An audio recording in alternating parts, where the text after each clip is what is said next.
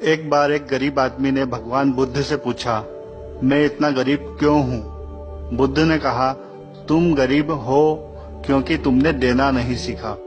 गरीब आदमी ने कहा, लेकिन मेरे पास तो देने के लिए कुछ भी नहीं है।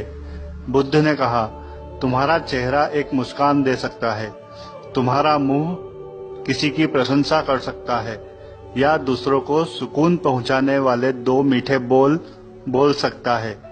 तुम्हारा हाथ किसी जरूरतमंद की सहायता कर सकता है। तुम कहते हो तुम्हारे पास देने के लिए कुछ भी नहीं है, तो वास्तव में हम में से कोई भी व्यक्ति गरीब नहीं है। मन की गरीबी ही असली गरीबी है।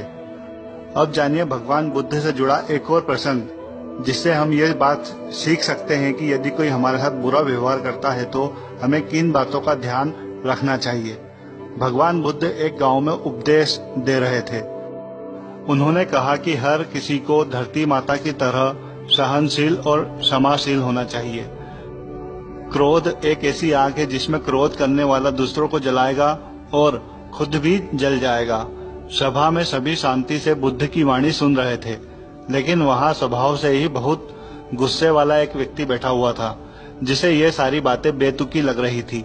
वह कुछ देर तक ये सारी बातें सुनता रहा, फिर अचानक आग बबूला होकर बोला, तुम पाखंडी हो, बड़ी बड़ी बातें करना ही तुम्हारा काम है, तुम लोगों को भ्रमित कर रहे हो, तुम्हारी ये बातें आज के समय में कोई मायने नहीं रखती।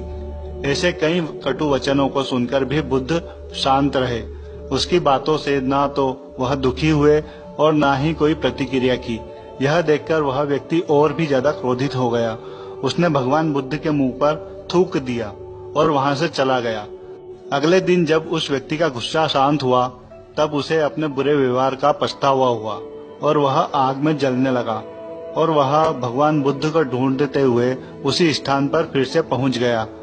लेकिन भगवान बुद्ध वहां नहीं थे। वे अपने शिष्यों के साथ में दूसरे गांव निकल चुके थे। व्यक्ति ने बुद्ध के बारे में लोगों से पूछा और ढूंढते ढूंढते वह उस स्थान पर पहुंच गया जहां भगवान बुद्ध प्रवचन दे रहे थे। उन्हें देखते ही वह उनके चरणों में गिर पड़ा और बोला, मुझे क्षमा कर दीजिए प्रभु। बुद्ध ने पूछा, तुम कौन हो भाई? तुम्हें क्या हुआ है? क्यों क्षमा मांग रहे हो? उसने कहा, क्या आप भूल गए? मैं वही हूँ जिसने कल आपके साथ बहुत बुरा व्यवहार किया था। मैं शर्मिंदा हूँ। मैं मेरे बुरे व्यवहार की क्षमा याचना करने आया हूँ। भगवान बुद्ध ने प्रेम पूर्वक कहा, बीता हुआ कल तो मैं वहीं छोड़कर आ गया और तुम अभी भी वहीं अटके हुए हो। तुम्हें अपनी गलती का आभास हो गया, तुमने पश्चाताप कर लिया और तुम निर्मल हो गए। अब तुम आज में प्रवेश करो। बुरी बातें, बुरी घटनाओं को याद करते रहने से वर्तमान और भविष्य दोनों बिगड़ जाते हैं। बीते हुए कल के कारण आज को मत बिगाड़ो। उस व्यक्ति का सारा बोझ उतर गया। उसने भगवान बुद्ध के चरणों को पकड़कर क्रोध को त्याग देने का संकल्प लिया और दूसरों को क्षमा करने का भी संकल्प लिया। बुद्ध ने उसके दिमाग पर आशीष का हाथ रखा। उस दिन से उसमें परिवर्तन आ गया और उसके जीवन में सत्य, प्रेम और करुणा की धारा बहने लगी। तो दोस्तों, यदि आप भी ये बातें ध्यान रखेंगे तो आप भविष्य में बहुत सारी परेशानियों से बच जाएंगे। अब जानिए क्रोध से जुड़ी एक और कहानी। शांति नाम की एक महिला थी जो अत्यंत क्रोधी स्वभाव की थी। क्रोध में वह छोटा बड़ा कुछ भी देखती नहीं थी, जो मुंह में आता बोल देती। उसके परिजनों से लेकर पूरा मोहल्ला उससे परेशान था। हालांकि जब उसका क्रोध शांत होता तो उसे अपने व्यवहार पर बहुत पछतावा होता था। संयोगवश शांति के नगर में एक संत का आगमन हुआ। वह उनसे मिलने गई। संत से उसने कहा, महाराज, क्रोध करने की आदत ने मुझे सभी से दूर कर दिया है। बावजूद इसके मैं स्वयं को नहीं सुधार पा रही हूँ। आप कोई रास्ता बताइए। संत ने उसे एक शीशी देते हुए कहा, इस दवा को पीने से तुम्हारा क्रोध सर्दिया चला जाएगा।